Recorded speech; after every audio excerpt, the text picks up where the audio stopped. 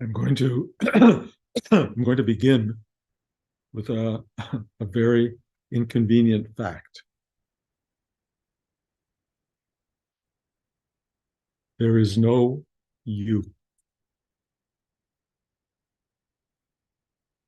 course, it makes no sense because you're also totally identified, as am I, with a being, with a person, with a story, with a history, with a narrative, with a journey, with a goal, with an outcome or no outcome. We're all obsessed with the movie of our lives. But you are one with all there is. There is no separate sense of being except that you've gotten deeply, deeply committed to the movie. It's the best movie you've probably ever seen on some level, and it is hard to believe someone like me or anyone saying there is no you really watching it. There is only, and I put this in terms that I don't even understand. There is only the continuity between the viewer and object as a singularity. It's a singular thing. And it's an amazing thing. And we're all connected and one with it and not in any way separate. And the goal of this journey, I think, is to fulfill our purpose in the movie, to play the character to the best of our ability, and as much as possible, step back and watch the character we're playing, watch the movie, and then begin to go, who's watching? And then the clarity starts to come. Who's watching this? Who is the being that is looking at all of this? It's way too much for the mind, the brain to contemplate, really. So this isn't going to settle well. As I said, it's an inconvenient thought. But there appears to be a process, certainly a meditative process, a living process, that over the course of quote unquote time, there is a diminishment of the separate character. And I, getting old and living with a wife who is also getting old, and the two of us together are watching and observing this disintegration.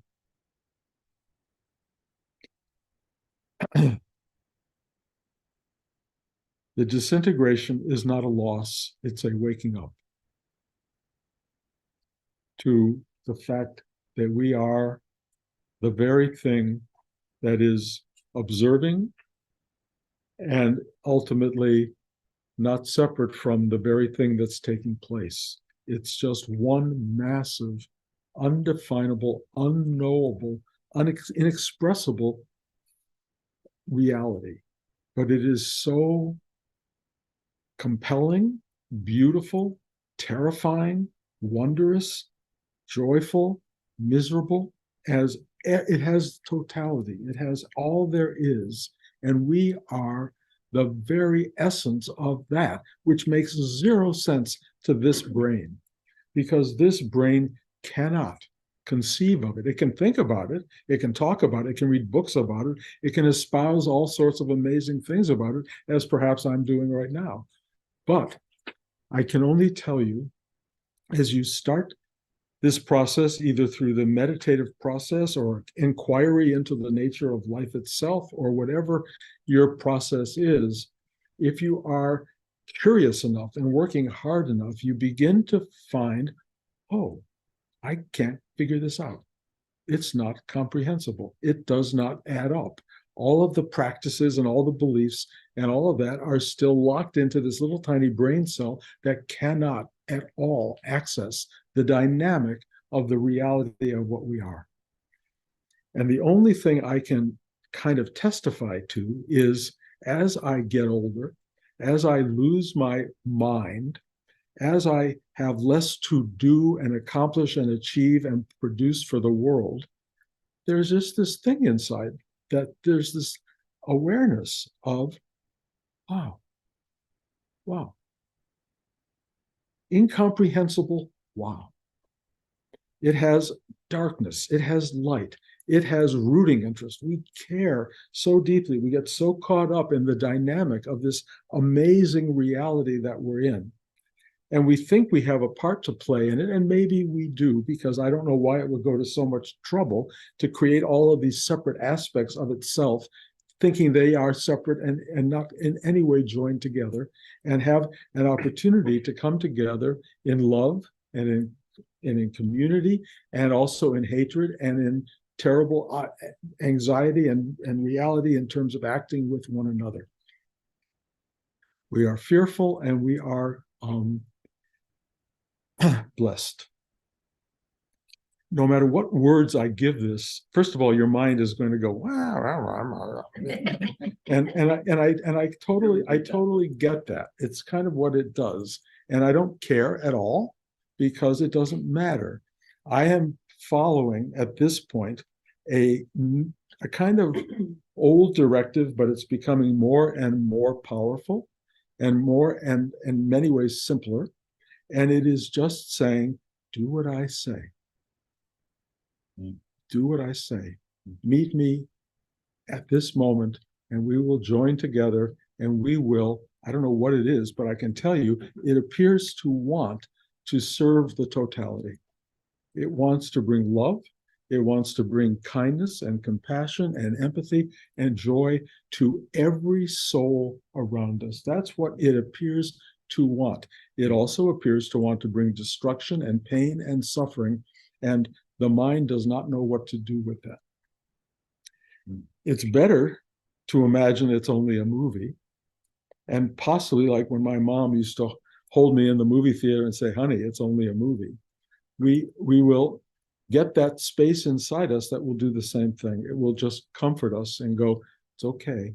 It's okay. I think a lot, I may have been talking a lot now about this as a writer, as a person who creates story, that stories don't exist without wanting something to come from them, wanting an ending, mostly a happy ending. That's kind of what we all want. We don't like unhappy endings, really. And there's this kind of narrative voice in us that creates drama and tension and failure, because all of the effort we provide to get to the happy ending, to getting what we want out of life, seems to give purpose and meaning and value to this total experience of being.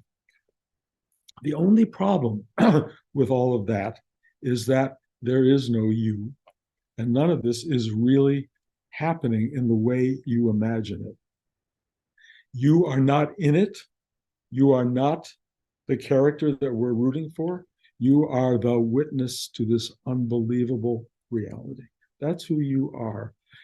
And you may fight me on that. And I will tell you that when you start to recognize the falling away of you, you probably won't like it. It'll be a but. What about? It'll be that kind of sensation. As you fall away, you will see more than anything else that you are grasping to hold on to your separateness. And the whole idea of Buddhistic enlightenment and awakening is let it go. Let it go. Let it drop off. Let it fall away, and you will be lighter and lighter, or enlightened. You will be more awake to the reality of the world.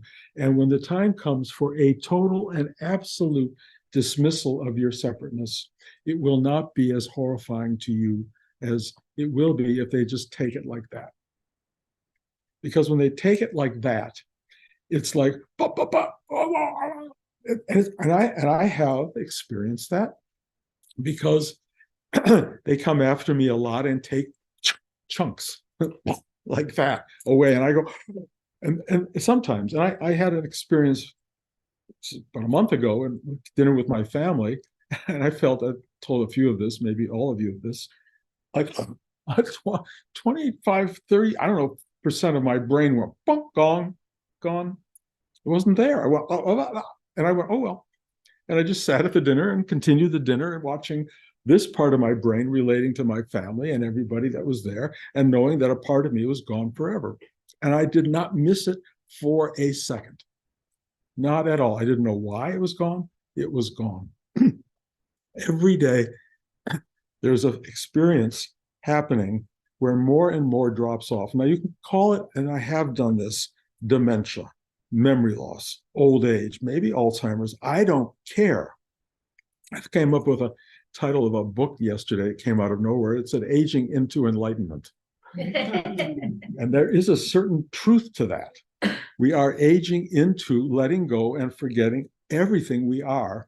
And there are many, many people who have never sat and meditated for 2 minutes, who have no, excuse me, concept at all of enlightenment or awakening, who are having that experience.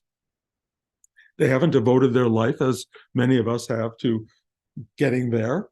And in fact, the problem is, for many of us who are trying to devote our lives to getting there, is we're very committed to that person who's doing that. We're rooting for them to get there. And then we keep thinking, well, when do I get there? And I'm a good person, and I really do this, and I practice. I should be getting this. Well, it's fine if you're not formulating a person who's going to get it that is separate from the it itself. That's the problem. Because if you think there's a separate person and you're reinforcing it with your kindness and goodness and Buddhistic, Hinduistic, Jewish, Christian self, you're building something that still needs to be taken away. And it will, because your body and mind and everything is going to go away, inevitably completely gone. Now, there may be a journey to that dissolution. It may be called life itself, and it may be the moment after you die, because I wrote, a movie about that called Jacob's Ladder, and shows the mind going through the reaching for everything, and then finally finds the gentility of a hand of a person he loves, the son, his dead son, leading him into total knowing and awareness. We may probably all find that there's always going to be the residue of us inside that hasn't been able to let go. And I, in my own journey now, they show me these moments. They go, you're doing fine, but, and they show me the part that's still thinking it's got something. And I'm trying to go, okay, I will let that go. I will let that go. And many times in the middle of the night, I think this is it. And I go, okay. And the lesson I keep getting is the power of, okay, just live okay. And then you discover that okay is not a singular event. It's not something you can do and you're done with it, because you still have a body and it's still going to go through day-to-day reality. And you're still going to have your moments of joy and suffering and attachment. So what you'd find is you just keep going okay. It's a kind of constant. It's a thing that you do all day long. And I don't mean hour by hour or day by day. I mean moment to moment. You go, okay.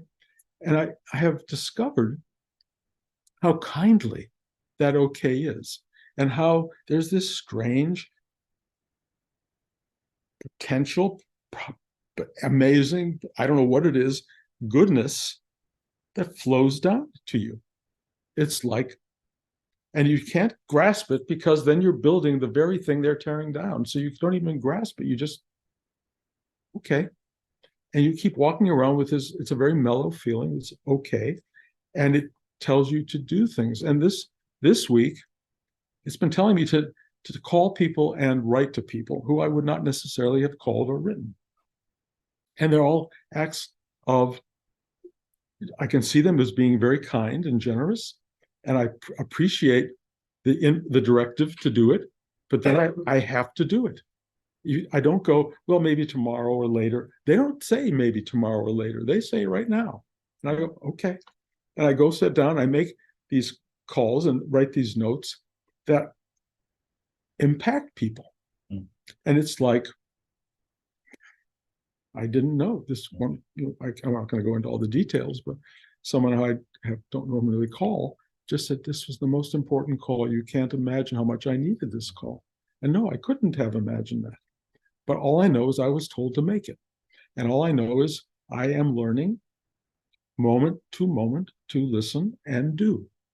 And it's like on every level, and Blanche and I, as you know, I tell this probably weekly, we're both losing memory. Blanche has lost hearing, so we don't know what's forgotten and what wasn't heard. And there are annoyances that come up And my reaction to those annoyances is to get annoyed as well. And the larger scheme of things goes, don't do that. Don't do that. It's okay. Just it's okay. And it's so funny because to think that the greatest teaching of all is that it's okay. And to accept that on a level that is really moment to moment vibrating at the core of your existence. And it's making you feel like you are you, and I don't mean you as a person, because there's not very much person involved. This, whatever this remarkable, crazy, beautiful thing is working, and you are one with its working process. You are a molecule, yes, in a larger construct, yes, that is incomprehensible to us, but you are a molecule that is directly part of, one with the whole thing itself. So be that. And it's really interesting because mostly it's very calming and very joyous. On the other hand, we're living in a very complicated time. And there's a lot of stuff going on around us atmospherically that brings up a lot of tension and drama and fear. I mean, talking about the war in Israel with Hamas and all of that that's suddenly happening and the potential to spark bigger kinds of conflagrations. And it's scary. And last night, Blanche and I went to a concert at Bard of Jewish composers from the period of the Holocaust. And they were unknown, never had much exposure to the world. And it was a concert that has been on the agenda for a long time. But I got concerned that this may be because of the unbelievable sudden rise in this anti-Semitic world, that maybe this is dangerous. And I thought, well, what do? We just stay home? And something in me, I talked to Blanche about it a little. We both no, we just go. We're just going. It's in front of us, and it's okay. It's a kind of trust that it's just going to be a concert, or that something huge may occur. But of course, that's part of my dramatic nature. But we just went. And the first thing we notice is the auditorium is half full. It's never half full. And Leon Botstein, who conducts this incredible orchestra of university students, said he just wanted to compliment us for coming. And I've never had a conductor, head of a group, do that, but it was like in the atmosphere. And then he kind of said, well, maybe it's because you came to hear about four composers nobody's ever heard of. So maybe that's the compliment. But he was also referencing the larger space. And what I understood was there is a part of me that is fearful and has a dynamic aspect, but what do I listen to? What voice do I listen to in my life? And the voice that I decided to listen to was present yourself, go forward. And I had thought maybe I should write to my kids and ask for their advice about this. And then I said, then what? Then I go, something happens and they're guilty for having said yes or no. I said, you can't do that. You have to own your choices. You have to own what you do, and you have to own it with your partner. My partner is fearless in many ways, and we just went. And of course, it was an amazing concert, and we came home fine, all confused about the time change and what clocks will go forward and what clocks won't go forward. And boy, does that create a kind of bizarre kind of mindset when you're, before you go to bed at night, not figuring out whether you'll be awakened at the right time. But this minuscule worldly crap, it takes on a dynamic that has to do almost as much as with the totality of war in the Middle East. What is this dynamic with the mind that it doesn't know how to sort out and know what really is important, what isn't important, what you can do, what you can't do? Clearly, you're just whatever it is that reacts to right now. And if you can do the right thing, and I'm going to try to give you the easiest lesson ever in the spiritual journey, just go, okay, okay. Now, I mean that. It's an actual practice. It's an actual thing. It's not like sitting down and asking for help to surrender, which Rudy would teach us and is really meaningful. And I will tell you where that comes in. If you say okay, and nothing in you believes it, nothing in you goes there. You go, okay, but you're closing yourself off to the world. Then you have to do this thing that we've been given, which is a teaching which says, please help me. Please help me to surrender, to let go, to be okay. And so there's a dialogue between you and the universe, which asks for help. That is really at the core of this teaching. Ask for help. And then it's very interesting when you do ask for help to see with some clarity what parts of you are shut down, what parts of you are not okay. And you can diagnose it wonderfully with the chakra system. Your mind is not okay, your ego structure is not okay, your heart's shut down, your intuition isn't, and gut level knowing doesn't work for you, the sense that your recreative processes are not alive, the energy is not moving up your spine and lifting you out of your body mind difficulties. So everyone has different places where they are really kind of stuck. And as a teacher and as a follower of the directions that are given, they show me immediately when I look at every person where they're stuck, where the worst part of the stuck is, because we're complex, and where they're stuck today, not tomorrow necessarily. And it just says go there because it wants to help you.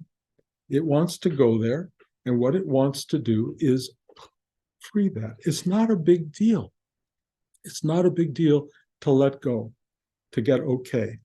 It's only a big deal if your mind, ego, heart shut down, belly constricted, can't open. Then it's a big deal. And what happens when it's a big deal is you suffer. And then there's a real big involvement with the me who suffers. So if you want to talk about separation of a you and an it, suffering, boy, does that bring it out. You are suffering and you are lost and conflicted, and there's nothing in you that's okay. I've been there, we've all been there, and it happens. I woke up this morning and I didn't feel okay. But I knew, one, I had to teach a class. I had to sit down in front of you guys and talk like I knew what I was talking about. And I had no clue how that would come about. How would I feel okay? But I knew one thing. Every time I have ever sat down to teach a class, the universe says, one, not about you, get out of the way, because we got to do this with everybody else.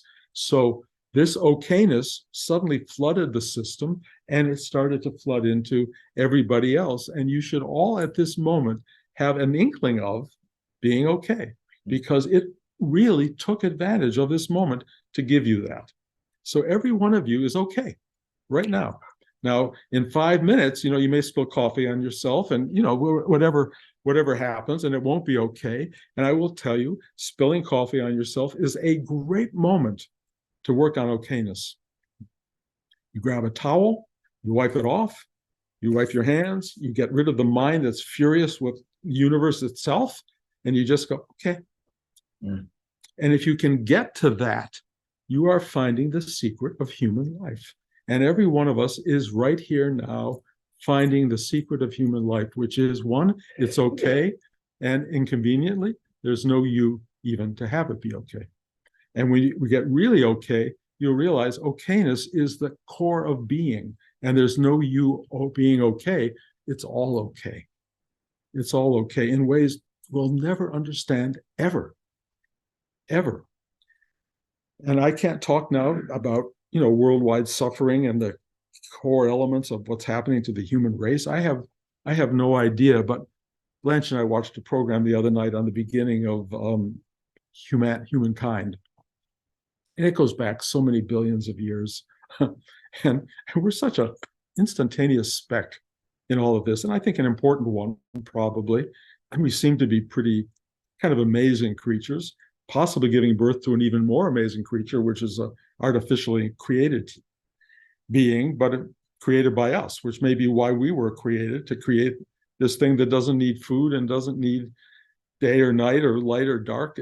But who knows? I don't want to get too science fiction here. But what I'm trying to say is we are momentary specks in something exquisitely vast, and we contain this thing called love, capacity for beauty, a capacity for witnessing the horror of being and the beauty of being. We are amazing entities, and we are this one massive thing that's doing it all, possibly searching itself to know what it is. But I have no clue. I have no clue. I just know that on the best of times, there's no Bruce dealing with this. There's just this, oh, okay. And I'm telling you, the only thing I can teach you is that as far as I know, we're all okay. And if you can feel okay, God bless. Okay. Okay. George. Is okay really just acceptance of what it is? Yeah, basically. Yeah, but not you going, I'm accepting. If you walk around thinking you're an acceptor. If you fall into bed, it's accepted. Kind of. Yeah, I mean, and if you fall out of bed and you hurt your head and you get really angry and you're really pissed, it's okay. Not that you should be angry and pissed. You're angry and pissed. It's okay. I fear the world's problems, but it's okay because there's something wanting that response to the vastness of being. It's okay to fear for the world and for other people and for suffering. It's okay to feel for your own suffering. It's part of the dynamic. But the big revelation of all of this is that which is suffering and caring and loving and all of that stuff is so beyond you, and you are not separate from that. You are that thing itself. It is a global, universal, I think, reality. But if you get locked into here thinking that, then there's a you thinking, and it just gets all transformed. But you being what you are at any given moment and recognizing kind of thy will be done, it is okay, is a unbelievable process and gift. And it may be at the core of all spiritual teaching. How you get there, everybody has a path. But getting there, I'm discovering, and I'm not going to say I'm there, but day by day, minute to minute, second to second, I go, oh, okay. It's an amazing space. Anybody else in the physical realm? Bruce? Yes. Dale? Uh-huh. I have a question about these chunks that you feel falling away. I'm old, and there's a big chunk I'd like to see falling away. I'm aware of small things that I can say okay to, that I let go. Like yesterday, I was really looking forward to going to a Christmas craft show. And I often do that early in the year because I find interesting little things for people. And I got in there and I started to walk around and was looking forward to it. And then I realized this place is so packed, I can't even see what's there. So suddenly I thought, okay, I don't need this. So I just let it go. And there are other things that I can say, okay, I can't do this online stuff. I have to say to my kids, help me with it. And I can let go of things like that, and I'm aware of it. But how are you aware of the big chunks? I've never had that experience like that, really. And I can't explain it, except that it was a sensation. It was left side of my brain, and it just went, whoa. And when you have that experience, you go, I didn't get frightened by it. It wasn't painful. It was just kind of like light coming in, through the window, like the sun was shining or something was just different. And it was a different machination of being than I had ever known before. So I went, okay. And I do think everyone is different. We're all programmed, to be this unique entity. So, having that experience at the Christmas fair is kind of empowering. I think I told you how I left being in this gallery that I've been in for a year showing my paintings, and I just went, I don't need this. And I said goodbye. I told them I'm leaving very lovingly and gently, and offered to provide more support for them even. But the empowerment of going, nope, don't need this in my life. Chunk gone. It was a part of the programming of my life gone. It was empowering, but I can't own it because that only makes, well, look what Bruce did. It's the opposite. It's just freeing the system to allow more in, to arrive at what's really in front of you and see where that goes. And if you're projecting it with your mind, then you're going to create problems. And I know we all tend to project with our mind, but the truth is we can slowly go, okay, you don't have to project. You can just sit back, take a breath, relax, and be. But, that's kind of a meditative practice, a kind of knowing that you can do that. Some people can't do that. But if you're lucky, a lot of people's minds just go away and you don't have to think about it. There's no you doing it anyway. So, by bad thoughts, by projection, by fear, just gone.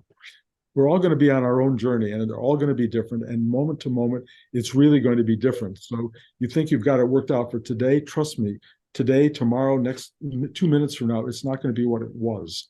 So that's a real important understanding. So the okayness has to come into the now. It has to come into now. But if you make it a thing you have to do, then it's not a thing you do. It's a thing that happens. Okay. Okay. Anybody else? I know this is going on forever.